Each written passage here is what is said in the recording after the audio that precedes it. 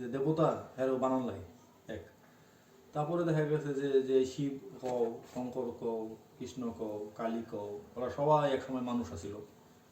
কেউ কয় যে জিন আছিল, কেউ কেউ মানুষ আছিল, ঠিক আছে। ওরা নাকি দেবতা, তাহলে ওরা যখন দুনিয়া ছিল তখন কে পাল ছিল, কে মৃত্যু দিয়া দিছে, কোন ফেরেস্তা রূপ কবচ করে পরকালে পাঠাই দিছে। এতে বোঝা যায় যে এই ধর্ম ভ্রান্ত একটা ধর্ম, যে ধর্মের মধ্যে মনে করো সাপ, বানর, তারপরে রাজহাঁস, ইঁদুর, কোন কিছুরই বাদ দেওয়া হয় নাই, সূর্য, আগুন, পেঁচা, সকল কিছুরই বানাইছে। তাও খোদা মানুষ, জিন সব কিছুরই বানাইছে, যেগুলো দেবতা।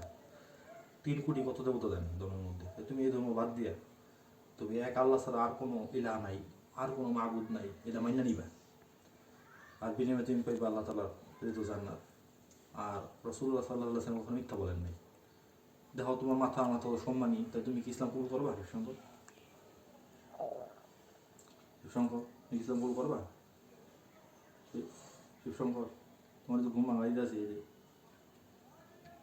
শিবশঙ্কর, আমরা কি করবে ঘুম শোনার কথা দেবো তোমার তালে তালে ইসলাম কবুল করবা নি?